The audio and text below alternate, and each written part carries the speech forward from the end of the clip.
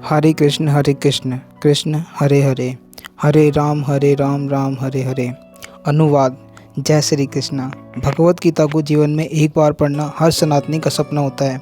फिर भी बहुत सारे सनातनियों को ये अवसर नहीं मिल पाता, या फिर मैं ये कहूँ कि हर सनातनी सही में सनातन धर्म को तब ही जान पाता है जब उसको गीता का ज्ञान प्राप्त हो जाता है। आज आपको सौभाग्य से भगवत गीता का ज्ञान प्राप्त करने का अवसर मिला है। भगवत गीता में भगवान में पूरी निष्ठा और पूरे मन से भगवत गीता को पढ़ें। आप जहाँ चाहे वहाँ भगवत गीता को पढ़ सकते हैं। अगर आपका श्लोक पढ़ना मुश्किल लगता है तो श्लोक पढ़ना अनिवार्य नहीं है। बस हर एक श्लोक का अनुवाद ध्यानपूर्वक पढ़ें और उसका अच्छे से समझने के लिए तात्पर्य पढ़ें। एक श्लोक का अनुवाद और तात्पर्य पढ़ने के बाद यह अवश्य विचार करें कि किस श्लोक से हमें क्या सीख मिलती है।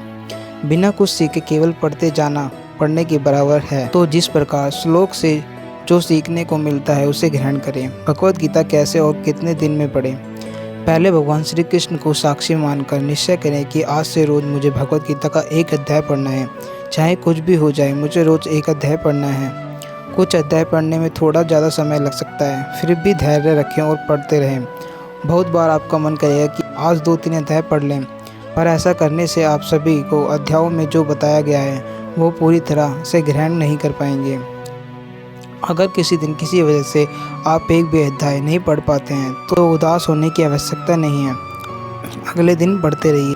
अगर हो सके तो सोशल मीडिया पे रोज़ पोस्ट करें, यह स्टेटस लगाएं कि आपने आज भगवत गीता का अध्याय पढ़ लिया है, और सनातन धर्म के और लोगों को भी भगवत गीता पढ़ने के लिए प्रेरित करें।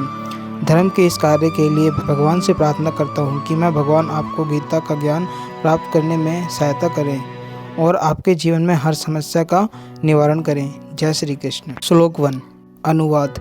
धृतराष्ट्र ने कहा, हे संजय, धर्मभूमि कुरुक्षेत्र में युद्ध की इच्छा से एकत्र हुए मेरे तथा पांडवों के पुत्र ने क्या किया। तात्पर्य। भगवत गीता का एक बहुपीठ आस्तिक विज्ञान है। गीता महात्म्य में सार रूप में दिया हुआ है। इसमें यह उल्लेख है कि मनुष्य को श्री कृष्ण के भक्त की सहायता से सवीक्षण करते हुए भगवत गीता का अध्ययन करे और अर्थ प्रेरित व्याख्याओं को बिना उसे समझने का प्रयास करे।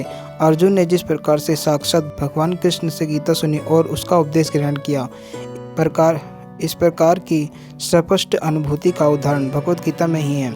यदि उसी गुरु परंपरा से निजी स्वार्थ से प्रेरित हुए बिना किसी को भगवत गीता समझने का सौभाग्य प्राप्त हो तो वह समर्थ वैदिक ज्ञान तथा विश्व के समस्त शास्त्रों के अध्ययन को पीछे छोड़ देता है। पाठक को भगवत गीता में न केवल अन्य शास्त्रों की सारी बातें मिलेंगी, अपितु ऐसी बातें मिलेंगी जो अन्यत्र कहीं उपलब्ध नहीं है। यही गीता का विशिष्ट मापदंड है। स्वयं भगवान श्री कृष्ण द्वारा साक्षात उच्चरित होने के कारण यह पूर्ण आस्तिक विज्ञान है। महाभारत में वर्णित धृतराष्ट्र तथा संजय की बताई इस महान दर्शन के मूल सिद्धांत का कार्य करती है। माना जाता है कि इस दर्शन की प्रस्तुति से कुरुक्षेत्र के युद्ध स्थल में हुई, जो वैदिक युग से पवित्र तीर्थस्थल रहा है, इसका प्रवचन भगवान द्वारा मानव जाति के पथ प्रदर्शन हेतु तब किया गया जब वह इस लोक में स्वयं उपस्थित थे। धर्मक्षेत्र शब्द सार्थक है क्योंकि कुरुक्षेत्र के युद्ध स्थल में अर्जुन के पक्ष में श्री भगवान स्वयं उपस्थित थे। कौरवों का पिता धृतराष्ट्र अपने पुत्रों की विजय की संभावना के विषय में अत्यधिक संदिग्ध था। इसी संदेह के कारण उसने अपने सचिव से पूछा। उन्हें अस्वस्थ था कि उसके पुत्र तथा उसके छोटे भाई पांडु के पुत्र कुरुक्षेत्र की युद्ध भूमि में निर्णयात्मक संग्राम के लिए एकत्र हुए। फिर भी उसकी जिज्ञासा सार्थक है। वह नहीं चाहता था कि भाइयों में कोई समझौता हो, अतः वह युद्ध भूमि में अपने पुत्रों की नीति भाग्य भावी के विषय में आश्वस्त होना चाह रहा था। चूँकि इस युद्ध को कुरुक्षेत्र में लड़ा जाना था, जिसका उल्लेख वेदों में स्वर्ग के निवासियों के लिए भी तीर्थस्थल के रूप में हुआ है, अतः धृतराष्ट्र अत्यंत भयभीत था कि इस पवित्र स्थल का युद्ध के परिमाण पर न जाने कैसा प्रभाव पड़ेगा। उससे भली भांति ज्ञात था कि इसका प्रभाव अर्जुन तथा पांडु के अन्य पुत्र और अत्यंत अनुकूल पड़ेगा, क्योंकि स्वभाव से भी वह पुण्यात्मा थे। संजय श्री व्यास का शिष्य था, अतः उनकी कृपा से संजय के कक्ष में बैठे बैठे कुरुक्षेत्र के युद्ध स्थल का दर्शन कर सकता था। इसलिए धृतराष्ट्र ने उससे युद्धस्थल की स्थिति के विषय में पूछा। पांडव तथा धृतराष्ट्र के पुत्र दोनों ही एक वंश के संबंधी थे, किंतु यहाँ पर धृतराष्ट्र के वाक्य से उसके मनोभाव प्रकट होते हैं। उसने जानबूझकर अपने पुत्रों को कुरु कहा और पांडवों के पुत्रों को वंशाधिकार से विलग कर दिया।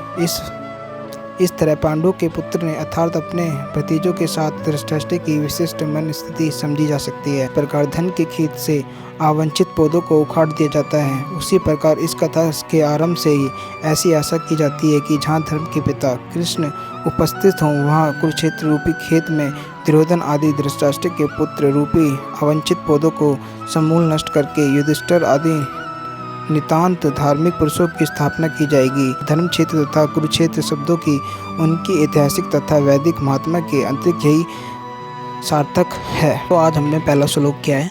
अगले श्लोक के लिए हमारे चैनल को अभी सब्सक्राइब कर लें और अगली वीडियो आपको जल्दी मिलेगी। ऐसे ही वीडियो के लिए हमारे चैनल को फॉलो जरूर करें, बेल आइकन को ऑन जरूर करें, जो कि अगली वीडियो आपको जल्द से जल्द मिल सके।